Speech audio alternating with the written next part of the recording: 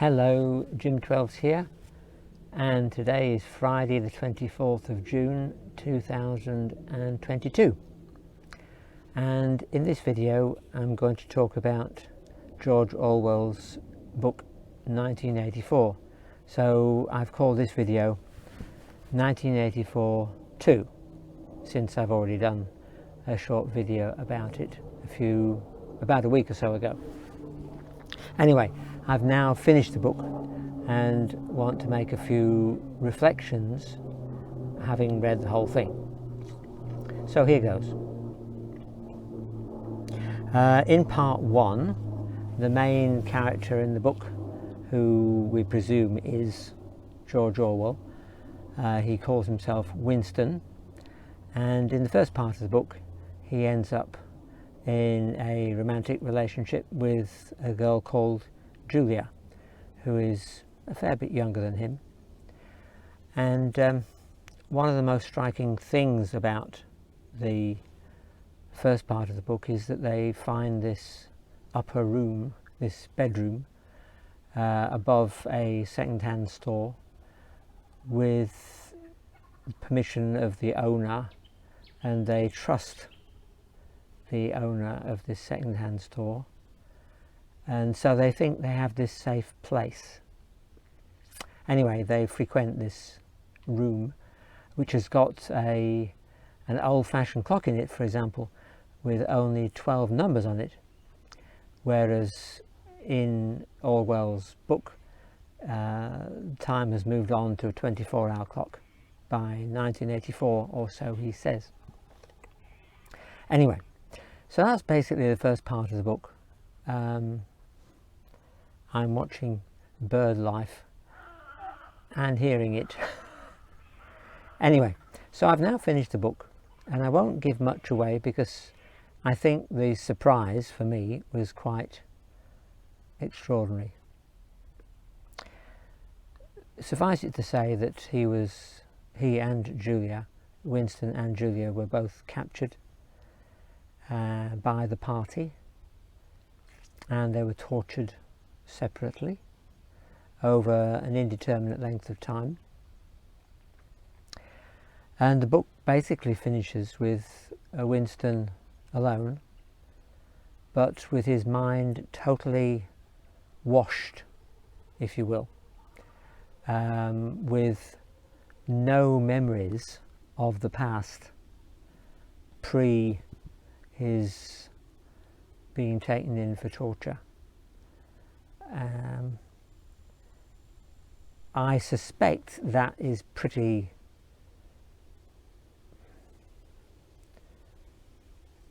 powerful, that the thought that your mind could be captured. There's a lot of reference in the book about perpetual wars with other conglomerates other than Winston's own. But what about the mind war, the war to empty people's minds of any memory?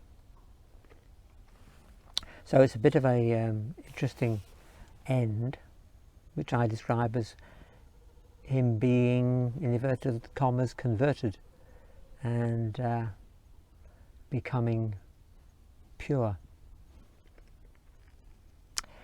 I was thinking of doing a book review. I've done a few, but then I thought, well, the book was written in 1949 and I'm sure there are thousands of book reviews, so at the moment I'm not contemplating doing a book review of 1984, but who knows, maybe.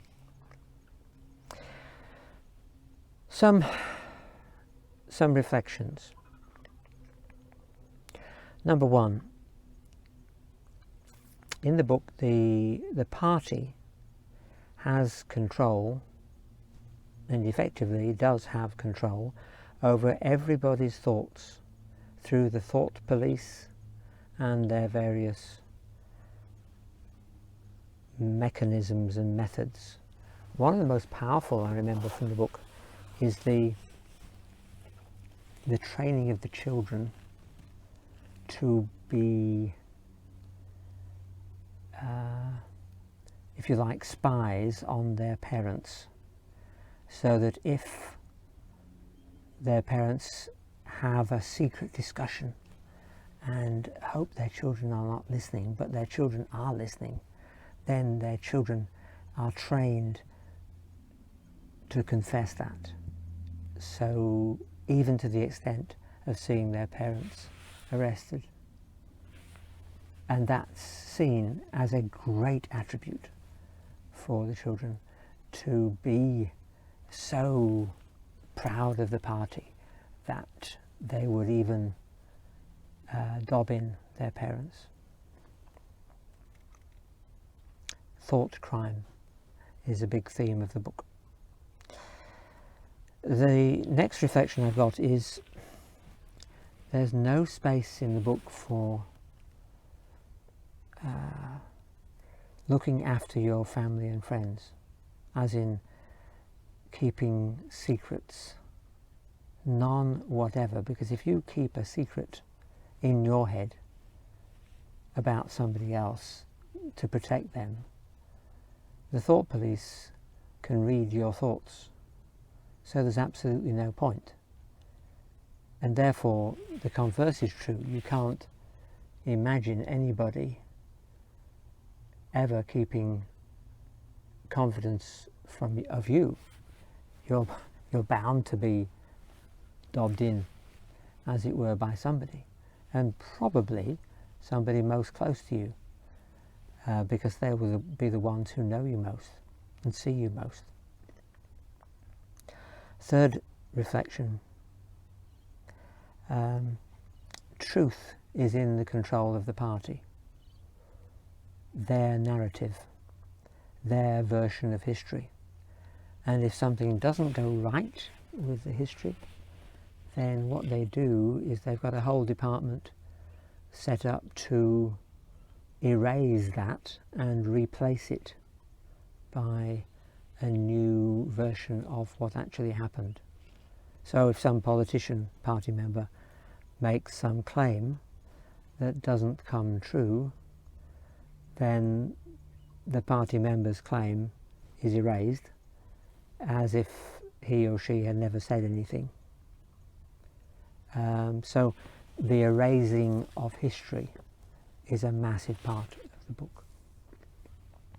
And final reflection, if you like, on the book is the book ends with a discussion of the dictionary, the new dictionary for the new language that the party are introducing, which they claim will be in full use and supersede old speak by 2050. Now the language is really, if you like, in my view, it has become emaciated. It's maybe 10% of the words of the English language that we know, and without any colour, without any possibility for ambiguity. It's a clinical, depressing language.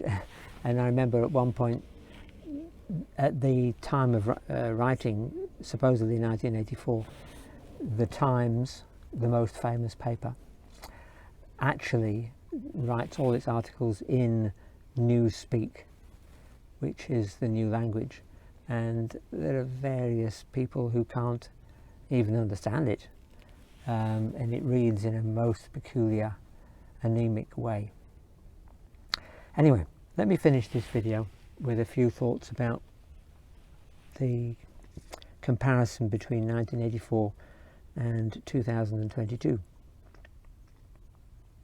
Now, it's a fact that the sales of 1984, George Orwell's most famous book, the one he wrote in the last year of his life, have gone up in the last couple of years.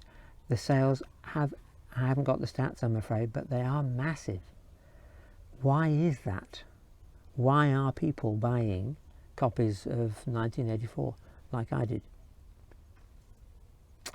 Is it prophetic?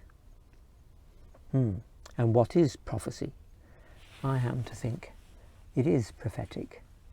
It was prophetic, written in 1949 for a time in the future. And maybe 1984 wasn't its fulfillment, but maybe 2022 it is being or beginning to be fulfilled. Anyway, if it is prophetic, then I think we've got two choices. We can go with the flow, if you like, and become party members and go with the motion of this lovely river on a Friday afternoon. Middle Harbour Creek it's called. Go with the flow. Just go where the tide is taking us. This creek is tidal at the moment, and I think the tide is coming in. I'm watching the edge of the water and it seems to be creeping up to me a little bit. Or we can try and stop the tide. Now, is that any use? Maybe not. I don't expect I could stop this tide, but do I want to go with the flow and all that that means? I don't want to go with the flow now. I'd far rather die fighting the tide than I would floating with the tide. And my last reflection, does what is happening in the world today pass the ethical test? Now, before 2020, I think everybody knew what good ethics were, and they sought in their life and in their community, in their family, to live ethically. But since 2020, a lot of ethical behaviour, I think, has gone.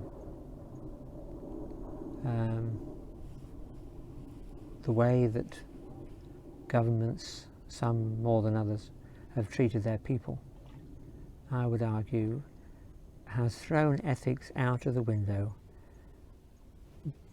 for the good of the people, so they will say. But is it really? Or is it for their good? Is it for their increase in power? So yeah, a subtitle for the ethical test is, what about, is what is happening common decency? I'm thinking there about the thousands and thousands of people who've lost their jobs because they took a stand and did not want to take an experimental injection. And yet the majority of people have said that's fine. That people's whole careers, pilots, doctors, nurses, teachers, to name but some, was that ethical? Was that common decency? No. That was, I would say, barbaric. And it's not verging on some of the barbarism in 1984, but certainly mentally, I would argue, is pretty barbaric. Anyway, if you haven't read 1984 by George Orwell, published in 1949, I suggest you do. It's a shocking read. I certainly had no idea what I'd let myself in for when I started reading it. Thanks for listening and have a good day. Bye for now.